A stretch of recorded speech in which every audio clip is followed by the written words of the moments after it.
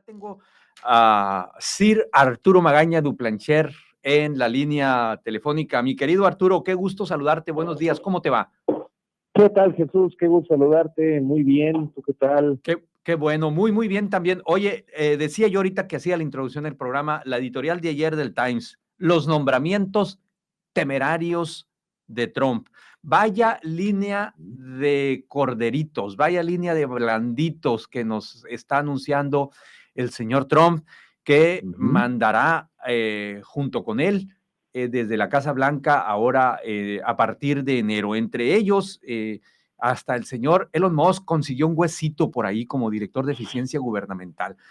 ¿Cómo has visto los nombramientos? Hay 2 o 3 personajes, Arturo, que por razones obvias en la relación con México y sobre todo por razones obvias en nuestra relación fronteriza llaman poderosamente la atención. Si te parece, iniciamos con Marco Rubio, secretario de Estado. ¿Quién es Marco Rubio y por qué desde México hay que tener particular atención en lo que haga y sobre todo en lo que diga y sobre todo en lo que haga el señor Marco Rubio?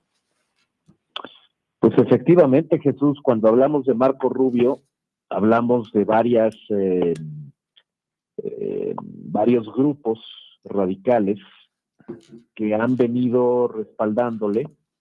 Él es parte de, digamos, los latinos en Florida, que tienen una política pues agresiva frente a Cuba, frente a Venezuela, frente a los distintos países emisores de migrantes hacia esa zona de Estados Unidos.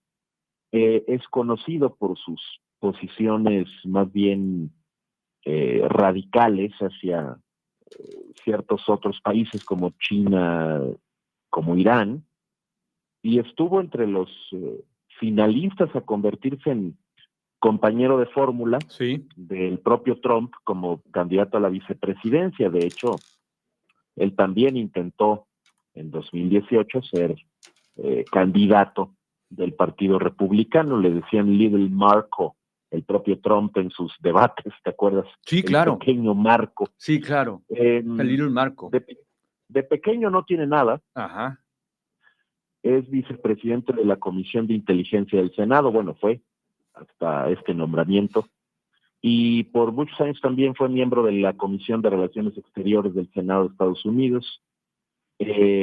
Cuando hablamos de él, pues estamos hablando de alguien que respalda, por ejemplo, las deportaciones masivas, el empleo de las Fuerzas Armadas para llevar a cabo estas deportaciones y una política de fuerza y de uso de la fuerza frente, por ejemplo, a Venezuela.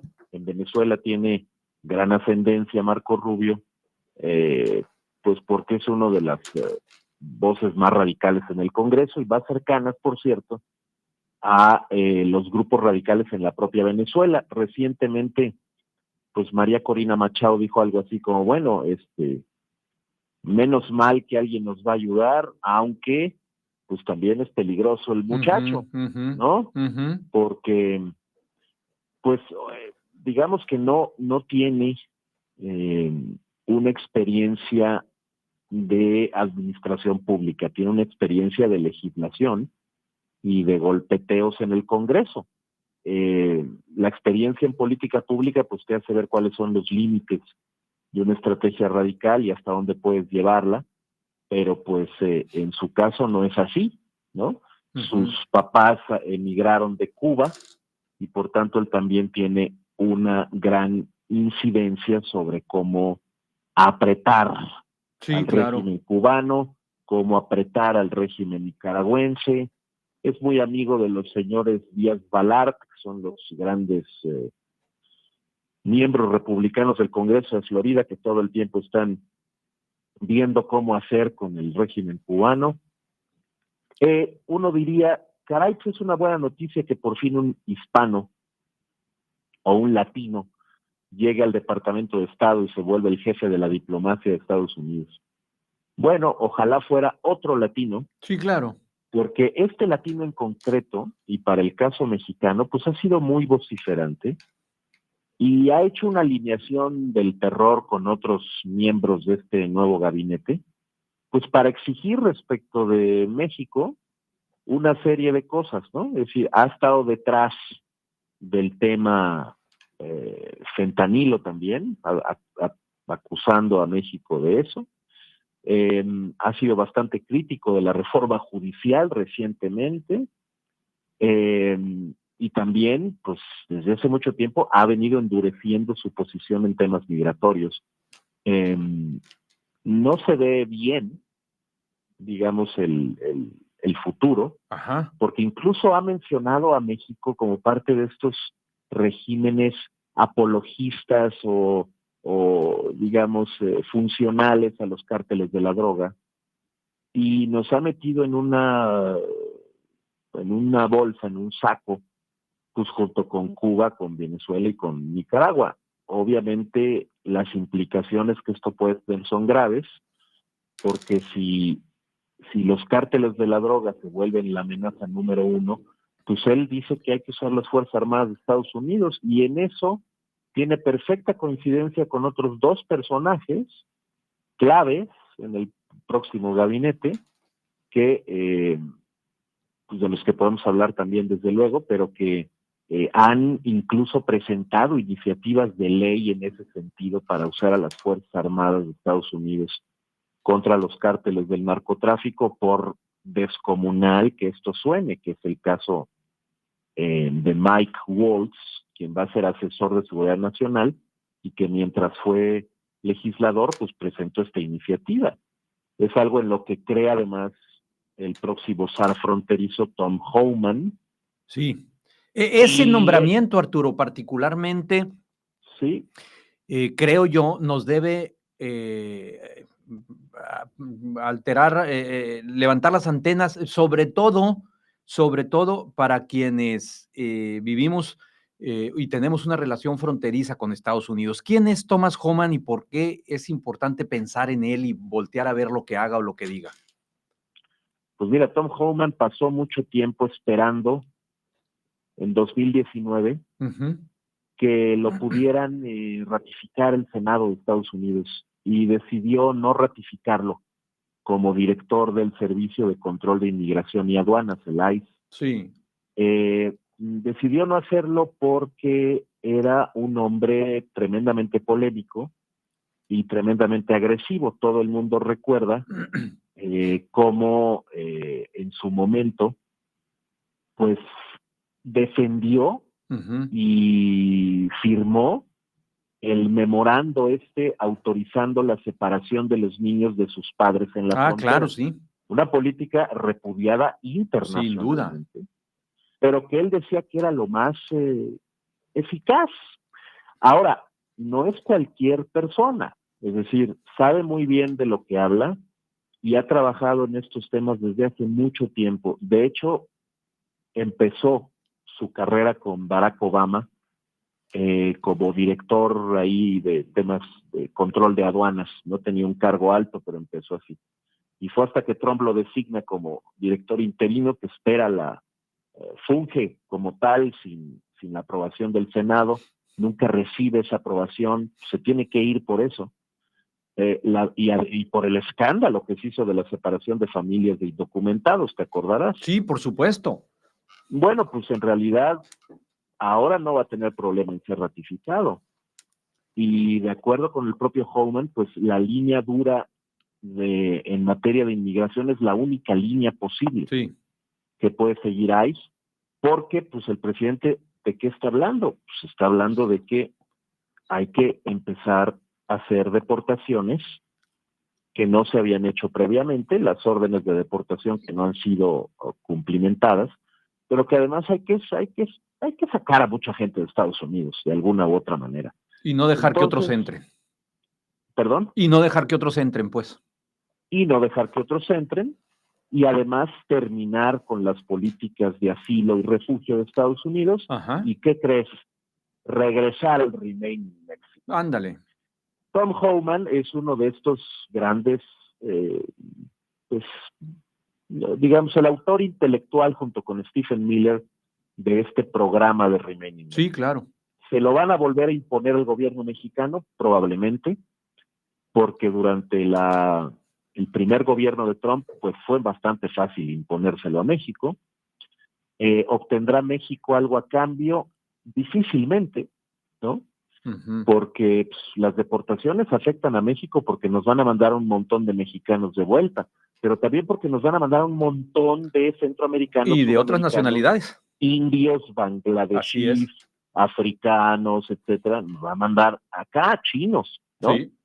¿A dónde? Bueno, pues acá donde estoy yo, no. Allá donde estás tú. Es correcto. Por eso te decía que me interesaba poner atención en este personaje, particularmente. Totalmente, totalmente. Y lo que va a terminar pasando es que otra vez vamos a tener esas imágenes dantescas de estos refugios mal puestos, que además pues son un foco de problemas de todo tipo, de convivencia con la comunidad fronteriza, de precariedad en todos los sentidos, de eventuales violaciones a los derechos humanos, de crimen organizado haciendo su agosto. En fin, creo que tendría el gobierno mexicano que estar diseñando una estrategia para lidiar con... Eso es lo que te iba a preguntar, Arturo. ¿Ya estará el gobierno mexicano diseñando una estrategia? Ahí sí, y es el calificativo adecuado para lidiar con esta nueva realidad y con estos personajes. Yo no veo, te lo digo desde acá, yo no veo en el gobierno del estado ni en los gobiernos de la región ese tema en la agenda, ¿eh? No lo veo por ningún lado en la agenda pública, en la agenda publicada, no veo ese tema. Parece como si no existiera, parece como si estuvieran evadiendo lo que se nos viene o lo que se nos podría venir a partir de enero. Sí, Jesús, tienes razón. Hay una postura que es esta de, pues ya hemos vivido esto antes, ¿no? Sí. Entonces no puede ser peor que antes, pero la verdad es que sí parece que va a ser peor. Yo también creo. La calidad, digamos, de los funcionarios. De los personajes. Ahora van a tener, digamos, en general tienen un perfil de seguidores de mayor lealtad a Trump y de perfecta sincronía con esta doctrina que ha creado un poco, ¿no? Lo de Make America Great Again y los MAGA, que no son exactamente el corazón del Partido Republicano, sino que son el grupo del trumpismo más duro, recalcitrante, ¿no? Y entonces cuando estamos hablando de eso, pues es muy difícil poder decir, bueno, es que no nos puede ir peor que en el 2018. No, yo creo que sí nos puede ir peor. Ahora, habría que tratar de evitarlo y para eso hay muchas estrategias, ¿no? Sí. Se puede Oye, hacer, Arturo, por ejemplo, una mujer a la Secretaría de Seguridad Nacional, Kristi Noem. Sí. ¿Quién es? Bueno, hay varias mujeres que valdría la pena comentar, pero el caso de Kristi Noem es un poco impresionante. Sí. Porque recientemente enfrentó críticas por contar una historia en su autobiografía donde dice que mató a disparos a su perro. Bueno, pues esto ya es suficientemente alarmante, claro. Pero además es una conservadora muy reconocida por estos 2 periodos al frente del gobierno de Dakota del Sur, y también por no acatar durante la pandemia de COVID las recomendaciones sanitarias y declarar al Estado como libre de COVID y abierto al público. Cualquier parecido. Bajo esta lógica negacionista, ¿no? del asunto. También línea dura en materia migratoria de Estados Unidos. Incluso en medio de la pandemia, yo me acuerdo, hizo una concentración multitudinaria ahí en el Mount Rushmore, hubo fuegos pirotécnicos y tal, entonces pues sí es alguien conocida por posiciones muy, muy conservadoras, que además en esta posición, como tú sabes, pues le toca articular muchos proyectos relacionados con el combate al narcotráfico, entonces pues detrás de muchas decisiones va a estar ella, ¿no?